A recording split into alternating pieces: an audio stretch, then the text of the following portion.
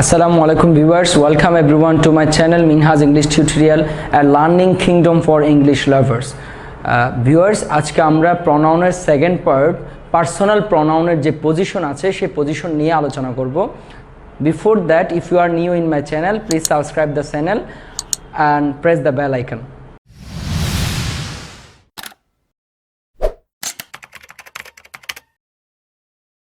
So viewers, let's get started. আমরা প্রনাউনের প্রথম পার্টটাতে আলোচনা করেছিলাম প্রনাউনের ক্লাসিফিকেশন, হু, হুম, হুইস, হুজ এই সকল বিষয় নিয়ে। সেদিন আমরা প্রনাউন পড়াইতে গিয়ে পার্সোনাল প্রনাউন নিয়ে আলোচনা করেছিলাম, বাট এই পার্সোনাল প্রনাউন হচ্ছে সবচেয়ে ডিটেলস আলোচনা আছে। এই পার্সোনাল প্রনাউনের চারটা ফর্ম, একটার নাম হচ্ছে সাবজেক্টিভ ফর্ম, একটার নাম হলো অবজেক্টিভ ফর্ম, একটার নাম হলো পসেসিভ অ্যাডজেক্টিভ, একটার নাম হলো পসেসিভ প্রনাউন। এই চারটা আমি আগে পরিচয় করাই দিই, দেন এগুলোর পজিশন নিয়ে কথা বলবো। দেখেন, I, he, she, we, they, them এগুলো হলো সাবজেক্টিভ ফর্ম। এই আই এর অবজেক্টিভ ফর্ম হলো মি, পসেসিভ অ্যাডজেক্টিভ হলো মাই, মাইন হলো পসেসিভ প্রনাউন। দেখেন, হি, হিম, হিস এবং হিস এই দুটা পসেসিভ এবং হির পসেসিভ অ্যাডজেক্টিভ এবং পসেসিভ প্রনাউন একই রকম। She, her, her, hers. আবার আপনার এই শি এর অবজেক্টিভ ফর্ম এবং পসেসিভ অ্যাডজেক্টিভ একই রকম। দেখেন, উই, আস, আওয়ার এবং ours. They, them, their, theirs. You, you দুইটা একই, তুমি, তোমাকে, ইউর এবং ইউর্স। তো এই ফর্মটাকে বলা হয় সাবজেক্টিভ ফর্ম। এগুলো সাবজেক্ট আকারে বসে, এগুলোকে বলা হয় অবজেক্টিভ ফর্ম, এগুলোকে বলা হয় পসেসিভ অ্যাডজেক্টিভ, আর এগুলোকে বলা হয় পসেসিভ প্রনাউন। সো ভিউয়ার্স, আমরা এখন দেখব এই সাবজেক্টিভ ফর্ম কত জায়গায় বসে, এই অবজেক্টিভ ফর্ম কত জায়গায় বসে, কখন পসেসিভ অ্যাডজেক্টিভ বসবে আর কখন পসেসিভ প্রনাউন বসবে, সেটা নিয়ে আমরা এখন বিস্তারিত আলোচনা করব। সো ভিউয়ার্স, আমরা এখন সাবজেক্টিভ ফর্মটা কত জায়গায় বসে সেটা দেখব। আমরা জানি এটার নাম হচ্ছে সাবজেক্টিভ ফর্ম, তার মানে ভার্বের আগে যেটা থাকে তার নাম হলো সাবজেক্ট। তো সাবজেক্টের জায়গায় অলওয়েজ পার্সোনাল প্রনাউনের সাবজেক্টিভ ফর্মে বসে। আমরা কখনো বলি না মি গো হোম বা মাই গো হোম, আমরা বলি আই গো হোম, কারণ এটা সাবজেক্টের জায়গায় বসছে। সো প্রনাউনের সাবজেক্টিভ ফর্মই বসবে। 2 নাম্বার হলো be verb, am, is, are, ওয়াজ, অয়ার এগুলোকে বলা হয় বি ভার্ব। এই বি ভার্বের পরও অলওয়েজ প্রনাউনের সাবজেক্টিভ ফর্ম হবে। হিয়ার ইজ হিম না, অথবা হিয়ার ইজ হার না, হিয়ার ইজ শি। আবার দেখেন, দেনের পর, এই দেনের পরও সাবজেক্টিভ ফর্ম বসে। মূলত সেন্টেন্সটা ছিল এরকম, he is better than I am, than I am, এই এমটা দেখা যায় না। মূলত এখানে বেটার দেন মি না, বেটার দেন আই। এখন এটা লিখার সময় আই লিখতে হবে। যখন আপনি মুখে বলবেন তখন স্পোকেন ইংলিশে হি ইজ বেটার দেন মি বলে, বাট লিখার সময় আপনি মি লিখতে পারবেন না, লিখার সময় আই লিখতে হবে, বলার সময় স্পোকেন ইংলিশে মি বললে কারেক্ট। ওকে, আবার দেখেন, অ্যাজ এর পরও আপনার সাবজেক্টিভ ফর্ম বসে। দেখেন, অ্যাজ মি না, দেখেন আমি এটা মূলত ছিল he is as tall as I am, এরকমই ছিল, কিন্তু এমটা এখানে দেখা যায় না। He is as tall as I উজ্জ থাকে, এজন্য অ্যাজ মি হবে না, অ্যাজ আই। তারপর হচ্ছে আমরা জানি be verb, am, is, are, was, were এর পরেও যেমন বেস আপনার সাবজেক্টিভ ফর্ম বসবে প্রনাউনের, ঠিক বিও একটা বি ভার্বই তো, এটা বি, এটার পরেও সাবজেক্টিভ ফর্ম বসবে। I want to be he, not him, but not her. I want to be she, এরকম হবে, মানে অবজেক্টিভ ফর্ম। এই 5টা জায়গায় পার্সোনাল প্রনাউনের সাবজেক্টিভ ফর্মগুলো বসবে। তো ভিউয়ার্স, আমরা এখন দেখব অবজেক্টিভ ফর্ম কত জায়গায় অবজেক্টিভ ফর্ম বসে। দেখেন, এটা হচ্ছে একটা মেইন ভার্ব। আমরা জানি মেইন ভার্বের পরে যেটা সেটা একটা অবজেক্ট। আই লাইক হিম, আমি কাকে পছন্দ করি, তাকে। কি এবং কাহাকে দিয়ে প্রশ্ন করলে যেটা পাওয়া যায় তার নাম অবজেক্ট। তাহলে এটা বসছে অবজেক্টের জায়গায়। সো অবজেক্টের জায়গায় কোনো একটা পার্সোনাল প্রনাউন বসলে সেটা অবজেক্টিভ ফর্মই হবে। তাহলে মেইন ভার্বের পর প্রনাউনের কোন ফর্ম বসবে? Objective form, number 1। সেকেন্ড নাম্বারটা হচ্ছে আমরা জানি প্রেপোজিশনের পর কোনো একটা ওয়ার্ড থাকলে সেটাকে প্রেপোজিশনের অবজেক্ট বলা হয়। এই জন্য এটা যেহেতু প্রেপোজিশনের অবজেক্ট, তাহলে সেটাও অবজেক্টিভ ফর্মে হবে। I will go with them, not they বা not their. I will go with him, I will go with her. Always objective form বসবে, কারণ প্রেপোজিশনের পর যেটা বসে সেটা প্রেপোজিশনের আপনার অবজেক্ট হয়, সেজন্য। তাহলে মেইন ভার্বের পর এবং প্রেপোজিশনের পর। এবার আসেন, দ্যাট ট্রাই, তারা চেষ্টা করে, টু ফলো, ফলো করতে। এটা কি ইনফিনিটিভ না? ইনফিনিটিভের পরে যেটা থাকে সেটা ইনফিনিটিভের অবজেক্ট, সেজন্য that try to follow me objective ফর্মে বসবে প্রনাউনের, সাবজেক্টিভ ফর্ম বসবে না। That try to follow I না, মি। আচ্ছা, এবার আসেন লেট। এই লেটের পরে অলওয়েজ অবজেক্টিভ ফর্ম বসে প্রনাউনের, যেমন let me go, let him go, let them go, let me finish, let her finish, তাকে শেষ করতে দিন, এরকম লেটের পরে অলওয়েজ অবজেক্টিভ ফর্ম বসে। এবার আসেন ডিস্ট্রিবিউট, বন্টন করে দাও দিস ম্যাঙ্গোজ, এই আমগুলো বিটুয়েন। বিটুয়েন, এখন দেখেন এই বিটুয়েন একটা কি প্রেপোজিশন না? আমরা জানি প্রেপোজিশনের পর কোন একটা প্রনাউন বসলে সেটা অবজেক্টিভ ফর্ম বসবে, তাহলে হিম একটা অবজেক্টিভ ফর্ম, যদি আরও একটা প্রনাউন থাকে সেটা অবজেক্টিভ ফর্ম হবে। তাহলে দেখেন distribute this mangoes বিটুয়েন him and her, দুইটাই অবজেক্টিভ ফর্ম। আবার খেয়াল করেন করিম, করিম ডিপেন্ডস অন মি, আমার উপর নির্ভর করে, দেন হার, তার চেয়ে। খেয়াল করেন এখন হারের পর দেনের পরে কিন্তু শি বসে নাই, সাবজেক্টিভ ফর্ম বসে নাই। এটা পার্থক্য হচ্ছে দেখেন দেনের পরে অবজেক্টিভ ফর্মও বসতে পারে। কখন বসবে দেখেন খেয়াল করেন, আগের সেন্টেন্সে আমি যখন বলছিলাম he is taller then I, সে আমার চেয়ে লম্বা, তখন আই এর সাথে হির তুলনা, সাবজেক্টের সাথে সাবজেক্টের। কিন্তু এখানে দেখেন তো করিম ডিপেন্ডস অন মি, আমার উপর নির্ভর করে, দেন হার, তার চেয়ে। তাহলে তুলনাটা হয়েছে অন একটা প্রেপোজিশন, প্রেপোজিশনের পর কোন একটা প্রনাউন বসে সেটা অবজেক্টিভ ফর্ম হয়। তাহলে এখানে বলছে সে করিম ডিপেন্ডস করে, নির্ভর করে, অন মি, আমার উপর, দেন হার, তার চেয়ে। এখানে তুলনাটা আসলে হারের সাথে কিন্তু করিমের হচ্ছে না, সাবজেক্টের সাথে সাবজেক্টের হচ্ছে না, হচ্ছে এই হারের সাথে মিয়ের। তো অবজেক্টের সাথে যদি অবজেক্টের তুলনা হয় দেনের পরে, তখন অবজেক্টিভ ফর্মই হয়। তাহলে এই 6টা জায়গায় যেখানে প্রনাউনের অবজেক্টিভ ফর্ম বসে। সো ভিউয়ার্স, আমরা এখন দেখব পসেসিভ অ্যাডজেক্টিভ কত জায়গায় বসে। আচ্ছা মনে রাখবেন অ্যাডজেক্টিভ মানে তারপর একটা নাউন থাকে। সো পসেসিভ অ্যাডজেক্টিভের পরে অলওয়েজ একটা নাউন থাকবেই, 100%, মানে কোনো সন্দেহ নেই, অলওয়েজ পসেসিভ অ্যাডজেক্টিভের পরে আপনি একটা নাউন দেখবেন। খেয়াল করেন মাই পেন, মাই একটা পসেসিভ অ্যাডজেক্টিভ, এরপর একটা পেন নাউন আছে।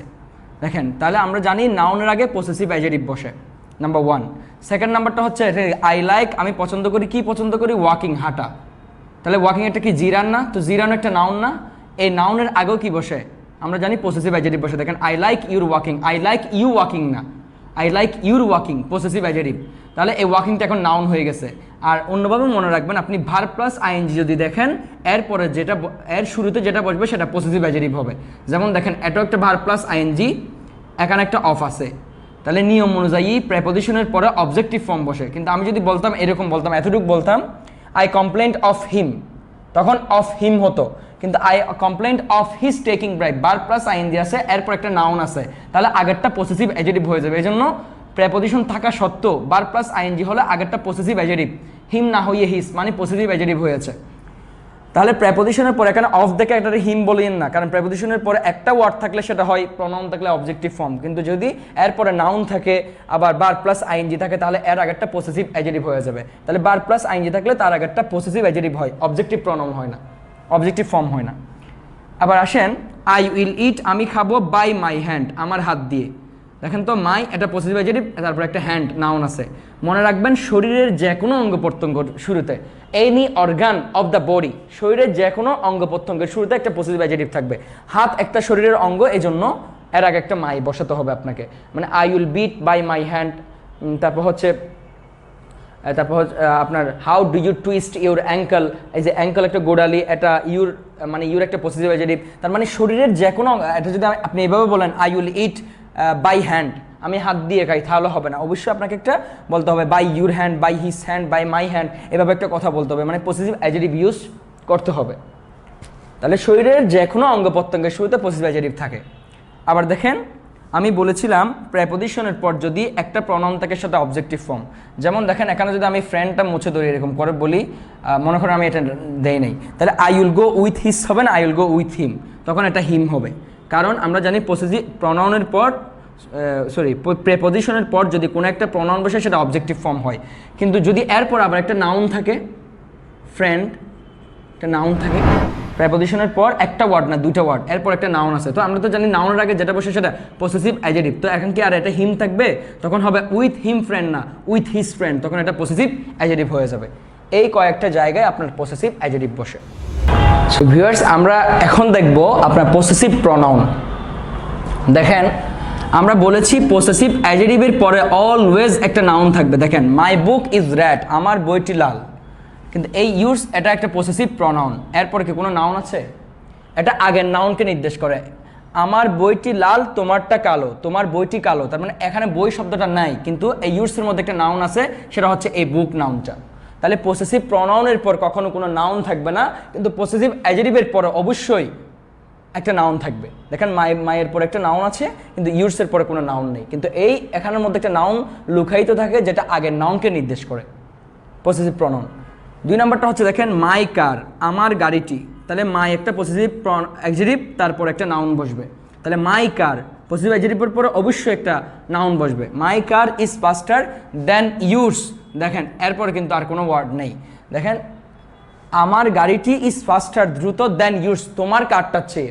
তাহলে তোমার কার শব্দের কি উল্লেখ আছে কার? কারণ পসেসিভ প্রনাউন থাকলে তারপরে কখনোই নাউন বসবে না, এটা আগের নাউনকে নির্দেশ করবে। এই ইউরস মানে তোমারটা, মানে এই গাড়িটা। তাহলে এই পসেসিভ প্রনাউনের পরে কখনো নাউন থাকবে না, কিন্তু পসেসিভ অ্যাডজেক্টিভের পরে অলওয়েজ একটা নাউন থাকবে। পসেসিভ প্রনাউন অলওয়েজ তার পূর্ববর্তী নাউনকে ইন্ডিকেট করে। এটা হচ্ছে আপনার পসেসিভ প্রনাউনের ব্যবহার। সো ভিউয়ার্স, আমরা এখন প্রনাউনের অন্যতম একটা বিষয় যার নাম হচ্ছে অ্যান্টিসিডেন্ট, এটা নিয়ে একটু কথা বলবো। এটা নিয়ে 3টা রুলস নিয়ে আমি আজকে কথা বলবো। দেখেন অ্যান্টিসিডেন্ট এই শব্দের অর্থ হচ্ছে পূর্বগামী, যেটা পূর্ববর্তী জিনিসকে ইন্ডিকেট করে, নির্দেশ করে। আচ্ছা, এই সেন্টেন্সটা একটু আমরা পড়ি। The boy is brilliant who is playing cricket. ছেলেটি মেধাবী যে ক্রিকেট খেলছে। এই সেন্টেন্সটা দেখলে মনে হয় না এখানে কোনো অর্থগত ভুল আছে, কিন্তু দেখেন এখানে একটা রিলেটিভ প্রনাউন আছে, তার নাম হলো হু। আচ্ছা, এই হুটা কাকে নির্দেশ করছে? এই হুটার অ্যান্টিসিডেন্ট কার দিকে ঝুঁকছে, কার সম্পর্কে হুটা নির্দেশ করছে? এ দ্য বয় না? তাহলে নিয়মটা হচ্ছে রিলেটিভ প্রনাউন যাকে নির্দেশ করবে সেই রিলেটিভ প্রনাউনটাকে তারপরেই বসাতে হবে। মানে রিলেটিভ প্রনাউন যাকে নির্দেশ করে তার নাম হলো অ্যান্টিসিডেন্ট, সে রিলেটিভ প্রনাউনটাকে অ্যান্টিসিডেন্টের পরেই বসাতে হবে। সেন্টেন্সটা এখন ঠিক নাই, এটা একটা ইনকারেক্ট সেন্টেন্স। তাহলে এটাকে যদি আমি সঠিক করে লিখি তাহলে কীরকম হবে? The boy who is playing ক্রিকেটটা আগে চলে আসবে। Who is playing cricket is brilliant. এখন এই সেন্টেন্সটা একটা কারেক্ট সেন্টেন্স, এই সেন্টেন্সটা এখন কারেক্ট। দেখেন দ্য বয়, এই হুটা নির্দেশ করছে কাকে? দ্য বয়কে। তো রিলেটিভ প্রনাউন যাকে নির্দেশ করে সেই রিলেটিভ প্রনাউনটাকে, তার নাম হলো অ্যান্টিসিডেন্ট, সেই রিলেটিভ প্রনাউনটাকে অ্যান্টিসিডেন্টের ঠিক পরে বসাতে হবে, অনেক দূরে গিয়ে পড়ে। এখানে ছিল দ্য ম্যান আর হু ছিল এত দূরে, তাকে সেই ক্লজটাকে আপনার দাম মানে অ্যান্টিসিডেন্টের পরেই বসাতে হবে। তাহলে the boy is brilliant who is playing cricket, সেটা সঠিক হলো the boy who is playing cricket is brilliant. এটাই হচ্ছে আপনার অ্যান্টিসিডেন্ট নাম্বার 1। সেকেন্ড নাম্বারটা হচ্ছে দেখেন হু, এই হুটা নির্দেশ করছে কাকে? আইকে। তাহলে হু এর অ্যান্টিসিডেন্ট কোনটা? আই।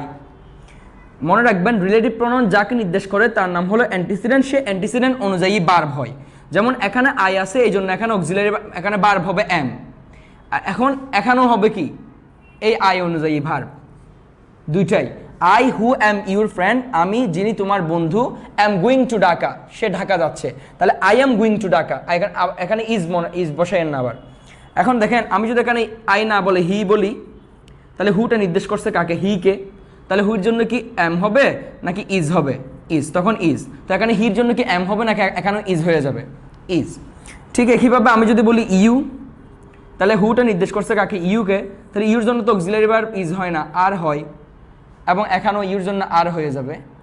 তাহলে রিলেটিভ প্রনাউন যাকে নির্দেশ করে তার নাম হলো অ্যান্টিসিডেন্ট, সে অ্যান্টিসিডেন্ট অনুযায়ী তার পরবর্তী ভার্বগুলো হবে। 2 নম্বর। 3 নম্বরটা হচ্ছে দেখেন দে হু আর ব্রিলিয়ান্ট, যে মেধাবী, যারা মেধাবী আর মডেস্ট তারা ভদ্র।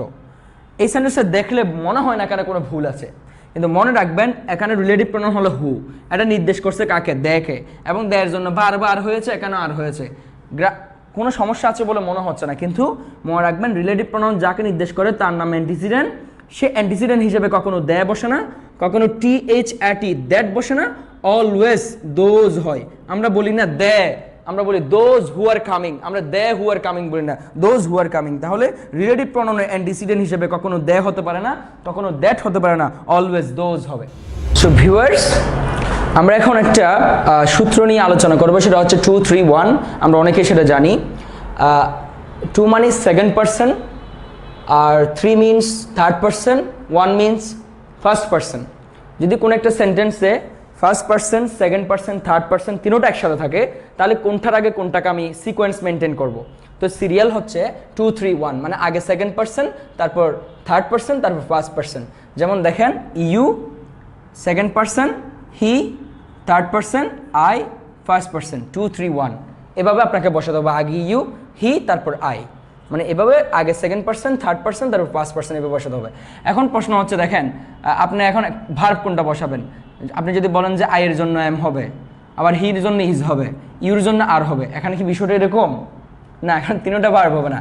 দেখেন এখানে সাবজেক্ট হলো you, he and I. You, he and I মিলে ব্যক্তি কয়জন? তিনজন। তাহলে সাবজেক্ট কি সিঙ্গুলার না প্লুরাল? সাবজেক্টে প্লুরাল, তিনজন। তাহলে এখানে প্লুরাল ভার্ব আছে কোনটা? শুধু আর। ইজ কি প্লুরাল ভার্ব? এম কি প্লুরাল ভার্ব? তাহলে এগুলো প্লুরাল ভার্ব না, তাহলে এই জন্য এখানে আর হবে। এখানে আই এর জন্য এম, হির জন্য ইজ, দেয়ার জন্য ইউর জন্য আর বসাইন না, কারণ এখানে আসলে ভার্বটা প্রত্যেকটা না, এই তিনটা মিলেই সাবজেক্ট। তো সাবজেক্ট কি সিঙ্গুলার না প্লুরাল? প্লুরাল হয়ে গেছে, তিনজন, একজন না তিনজন। তার মানে সাবজেক্ট যখন তিনজন মানে প্লুরাল, তাহলে তার ভার্বও প্লুরাল হবে। তাহলে you, he and I are coming today. এখন এই সিরিয়াল সবসময় এই সিরিয়ালটাই হবে 2, 3, 1। আবার দেখবেন যখন দোষ বুঝাবে, সাবজেক্ট সম্পর্কে কোনো নেগেটিভ কথা হবে, দোষ বুঝাবে, তাদেরকে দোষারোপ করা হয়েছে, শাস্তি দেওয়া হয়েছে, তাদেরকে তারপর মারা হয়েছে, এই ধরনের যখন নেগেটিভ কোনো সেন্স দেবে, তখন সেই সিকোয়েন্সটা চেঞ্জ হয়ে 1, 2, 3 হয়ে যায়। যেমন দেখেন I, you, 2 and he 3। I, you and he, আমি, তুমি এবং সে, আর পানিশড, তাদেরকে শাস্তি দেওয়া হয়েছে। তাহলে শাস্তি দেওয়া একটা দোষ বুঝাইছে তাদের, এটা তারা অপরাধ করছে বলে এটা তাদেরকে শাস্তি দেওয়া হয়েছে। তখন এটা 2, 3, 1 না হয়ে 1, 2, 3 হয়ে গেছে। So dear viewers, for a long time I have try my best to clearly understand the concept of pronoun. এবং দুইটা পার্ট নিয়ে আমি প্রোনাউন আলোচনা করেছি। এই দুইটা পার্টের প্রোনাউনের যে সকল বিষয় স্টুডেন্টের জন্য দরকার হয় সেগুলো আমি আলোচনা করার চেষ্টা করেছি। সো আবারও নতুন অন্য একটা ভিডিও নিয়ে আমি আসব, সেই আবার দেখা হবে আপনাদের সাথে। Thanks for watching this video and thanks for supporting me. I will be back soon with new lesson. Till then take care and by.